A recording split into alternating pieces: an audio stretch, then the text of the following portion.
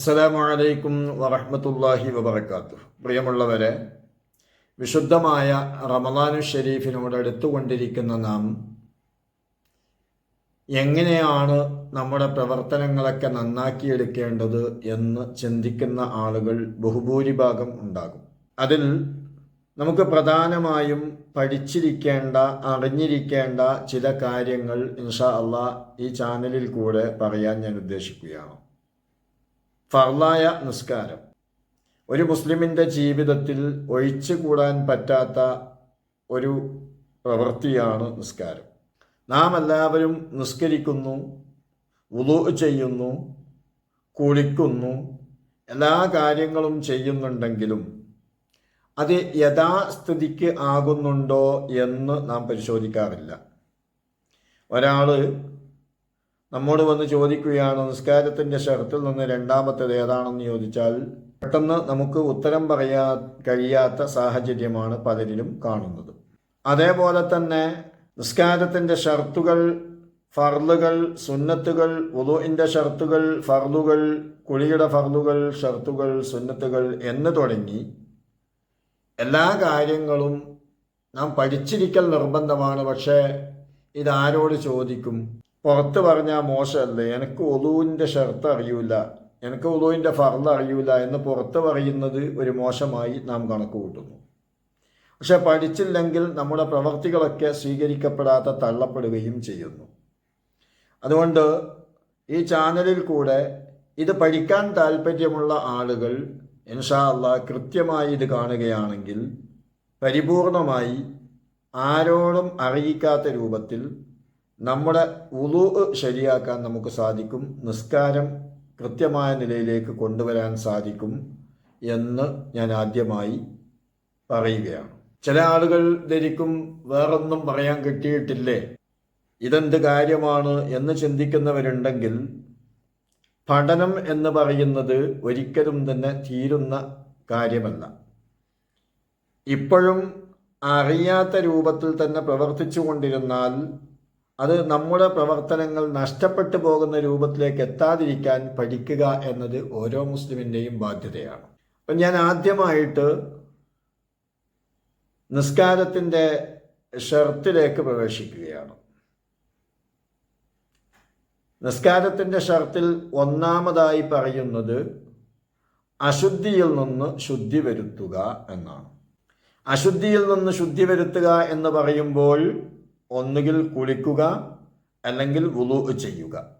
വലിയ ശുദ്ധിയാണെങ്കിൽ കുളിക്കണം, ചെറിയ ശുദ്ധിയാണെങ്കിൽ വുളൂ ചെയ്യണം. അപ്പം നാം എന്ത് പഠിക്കണം? ഈ നിസ്കാരത്തിൻ്റെ ഷർത്തിൽ ഒന്നാമത്തത് ശരിയാവണമെങ്കിൽ വുളൂഇൻ്റെ ഷർത്ത് പഠിക്കണം, കുളിയുടെ ഷർത്ത് പഠിക്കണം. കാരണം അശുദ്ധിയിൽ നിന്ന് ശുദ്ധിയാവണമെങ്കിൽ ഒന്നുകിൽ വുളൂ എടുക്കണം, അല്ലെങ്കിൽ കുളിക്കണം. അപ്പോൾ വുളൂഇൻ്റെ അല്ലെങ്കിൽ കുളിയുടെ ഷർത്തും ഫർളും സുന്നത്തുകളുമൊക്കെ നാം മനസ്സിലാക്കിയിരിക്കൽ നിർബന്ധമാണ്. അപ്പം നമുക്ക് വുളൂഇൻ്റെ ഷർത്തൊന്ന് നോക്കാം. നിസ്കാരത്തിൻ്റെ ഷർത്തിൽ ഒന്നാമത്തത് അശുദ്ധിയിൽ നിന്ന് ശുദ്ധിയാവുക എന്ന് പറയുമ്പോൾ കുളിക്കണം, വുളൂ ചെയ്യണം. അപ്പോൾ വുളൂഇൻ്റെ ഷർത്തിൽ ഒന്നാമത്തത് എന്താണ്? വെള്ളം തഹൂറായിരിക്കുക എന്നത് ഒന്നാമത്തെ നിബന്ധനയാണ്. വെള്ളം തഹൂറായിരിക്കുക എന്ന് പറഞ്ഞാൽ സ്വയം ശുദ്ധിയുള്ളതും മറ്റൊന്നിനെ ശുദ്ധിയാക്കാൻ കഴിവുള്ളതുമായ വെള്ളമായിരിക്കണം വുളൂഇന്.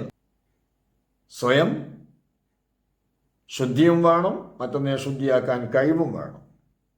അപ്പോൾ നമ്മുടെ വീട്ടിൽ തേങ്ങ പൊട്ടിച്ചാൽ കിട്ടുന്ന തേങ്ങ വെള്ളം, അതേപോലെ കഞ്ഞിവെള്ളം, ഇളനീർ വെള്ളം എന്ന് തുടങ്ങിയ വെള്ളങ്ങളൊന്നും വുളൂഇന് പറ്റുകയില്ല. അത് സ്വയം ശുദ്ധിയുണ്ട്, പക്ഷേ മറ്റൊന്നിനെ ശുദ്ധിയാക്കാൻ കഴിവില്ല.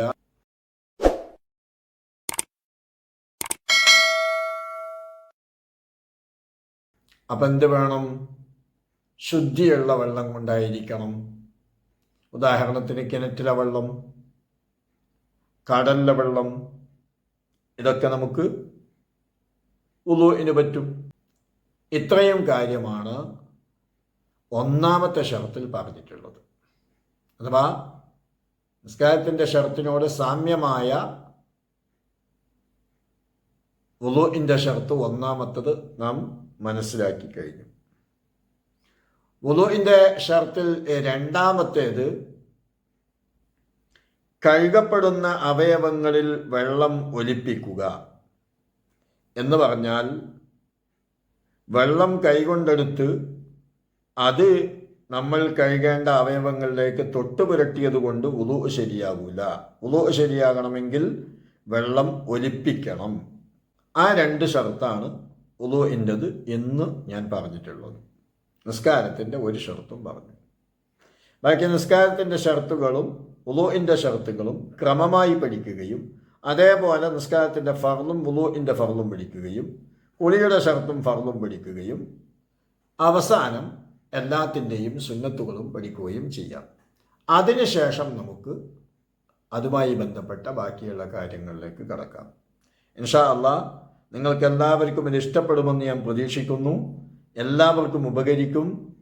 അറിയാത്തവർക്കൊക്കെ ഈ വീഡിയോ കൃത്യമായി മനസ്സിലാക്കിയാൽ അത് നമ്മുടെ അഅ്മാലുകൾ നന്നാക്കാനുള്ള ഒരു വഴിയായി കിട്ടും എന്ന് ഓർമ്മപ്പെടുത്തി അസ്സലാമു അലൈക്കും വറഹ്മത്തുള്ളാഹി വബറകാതുഹു.